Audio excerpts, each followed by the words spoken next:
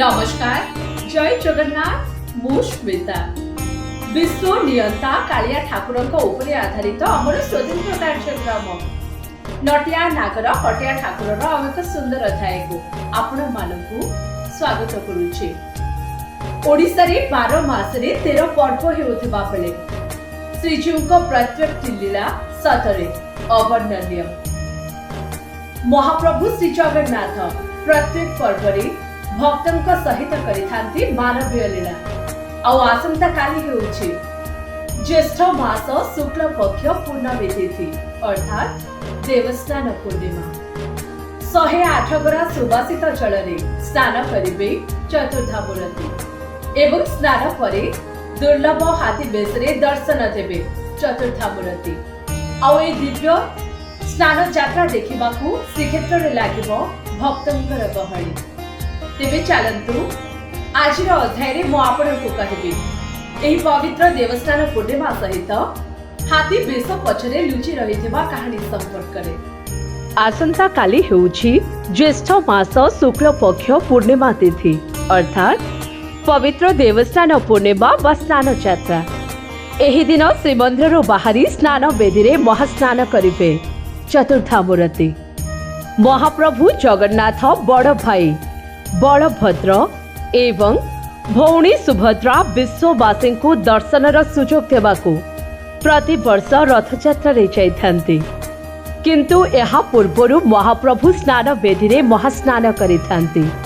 ଶ୍ରୀମନ୍ଦିରର ସ୍ନାନ ମଣ୍ଡପରେ ଚତୁର୍ଦ୍ଧାମୂରତିଙ୍କୁ ପାରମ୍ପରିକ ରୀତିରେ ଦେବଧ୍ୱନି ପୂର୍ବକ 108 କଳସୀ ଜଳରେ ସ୍ନାନ କରାଯାଏ।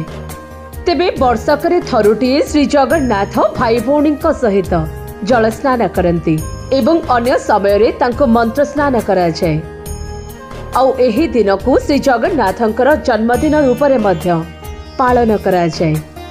ଏହା ରଥଯାତ୍ରା ଆଗରୁ ପାଳିତ ହେଉଥିବା ଏକ ପୂଜା ବିଧି।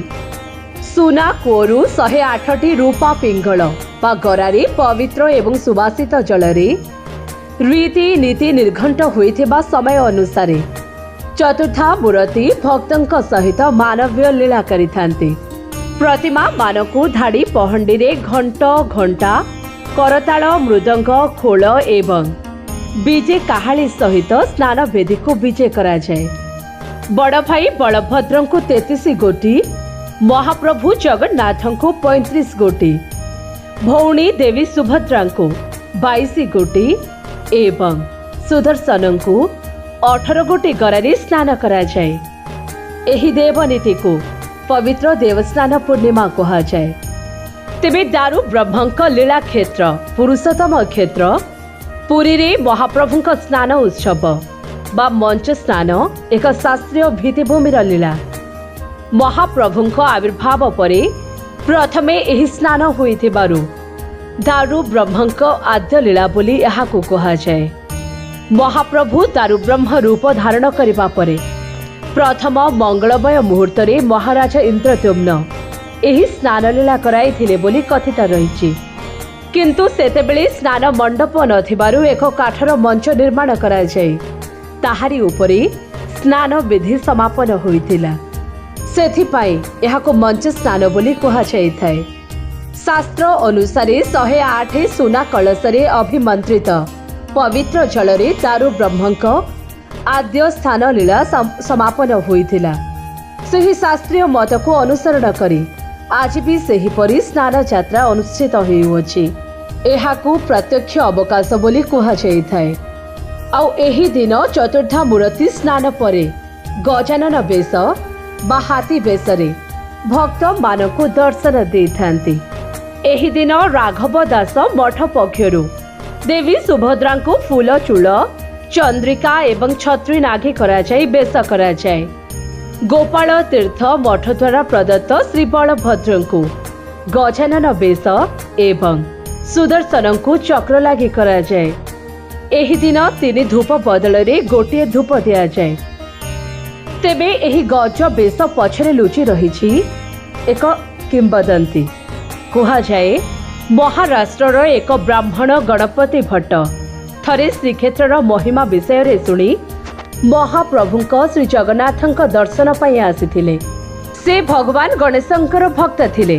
तेणु दारू विग्रहଙ୍କ दर्शन करी गज रूप न देखी से तांको परम ब्रह्म बोली मानिबाको अस्वीकार कले एवं क्षुब्ध होई मंदिर त्याग कले। परदिन देवस्थान पूर्णिमा थिला। महाप्रभुଙ୍କ आदेश रे बड़ पंडा गणपति भट्टଙ୍କୁ स्नान यात्रा देखिबा पई आमंत्रण कले। तांको दृष्टि सम्मुखरे दारू विग्रह श्री जगन्नाथଙ୍କ रूप परिवर्तन होई गणपति रूप होई गला। आउ ए अलौकिक घटना देखि तांकर ज्ञानोदय हेला एवं से निजर भूल बुझी पारिले। तांको प्रार्थना रे संतुष्ट होई महाप्रभु तांको वर प्रदान कले जे प्रति वर्ष एही दिन रे से गज बेश धारण करिवे। आउ एही घटना परठारु प्रति वर्ष चतुर्धा मूर्ति स्नान पूर्णिमा रे गज बेश धारण करिथांती। आउ महाप्रभुंकर ए दिव्य स्नान यात्रा देखिबाको श्रीक्षेत्र रे लागि थाए भक्तंकर गहली। लीला करिबाको श्रीजीउ श्रीमंदिरରୁ बाहरी आसिथिबा बेले बड़दाण्ड रे लागि थाए लक्ष लक्ष भक्तंकर भिड़। आउ भक्त भगवानकर मिलन श्रीक्षेत्र रे सृष्टि करि थाए आध्यात्मिक परिवेश। आशा करूछि आजिर अध्यायटी आपण मानको निश्चित भाबरे भल लागिथिबो। पुणी आसीबी आउ एक नुआ अध्याय रे नुआ कहानी सहित। सेथि पर्यंत मते विदाय दियंतु एवं आम चैनल को लाइक शेयर एंड सब्सक्राइब करबाकू जमा भूलिबेनी।